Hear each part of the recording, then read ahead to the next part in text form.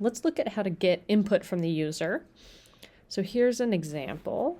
I'll grab that and I'll open up a workspace to test it out. Let's see what this does. So it says enter your name, and you can see the text that is being displayed there. And then it gives me this little box, and I say my name is Colleen, and then I'm gonna hit enter. After I hit enter, that box goes away, and then it prints hello name. Okay, so we can change any aspect of this.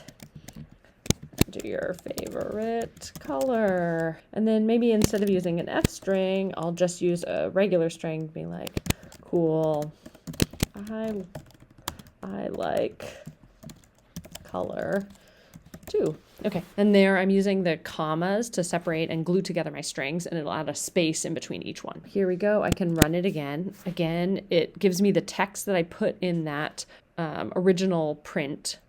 I can type in a color here, and oh gosh, I got an error. Okay, so check it out. So I had saved the output of input of that input function call to be the variable name, but then I ended up using the variable name color here, so that's not going to work. It says, name color is not defined. Okay, that's great. Let me update this to say name. Now I can run it again. This time I'll say purple. And it says, cool, I like purple too. Okay, so it's really normal to get bugs like that as you're going through. Just small mistakes, even when you really understand things, are pretty normal. So reading those error messages and then getting used to debugging it and figuring out what's happening. We can also format this slightly differently. So instead of having that string be in a separate print statement, I can put that right into my input statement. It's a little confusing, but it's actually kind of equivalent. So here, let me say red this time. Cool, I like red too. So it looks a little different, right? The print statement shows above, whereas when I put that text directly into input, it puts it to the left of whatever my answer is.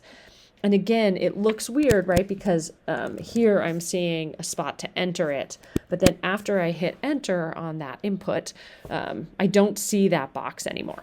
Okay, I want to show you one more thing. So we're used to being able to do things like print hi. Okay, and that prints hi. And I want to show you how actually having an input sort of stops everything else from executing. So maybe I'll say name is equal to input, and I'll use the strategy of like, what is your name? So I'll put it directly in there rather than a print statement above. Okay, so here when I run it, we're going to be paying attention to the circle right there. And right now it's white, meaning it's ready to accept things. Now I hit enter on this, it's waiting for input, and now I have this gray box. It says kernel busy when I hover over it. If I do something like print yo, it doesn't do anything. Isn't that so weird? And so my instinct is like, oh my gosh, it's totally broken. But the real reason is that the kernel is busy. And the reason the kernel is busy is it's waiting for me to type something in here. Another signal you can see is, do you see these stars? Instead of saying, hey, this was the 7th thing that was executed, that's sort of functionally what it's doing.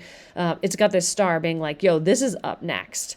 And so it's not going to do that next one until I enter a value. Okay, so I hit that play button on that block and it's not running. If I type in that my name is Colleen and I hit enter, you can see now this was the 8th thing that was executed. I no longer have the gray over there, and it immediately runs that print yo that I had told it to print. Okay, so start getting used to paying attention to whether that circle is white or gray, and the gray means, oh, you have an input somewhere in your block or in your notebook that's waiting for an input, and so nothing else is going to run until you provide that input.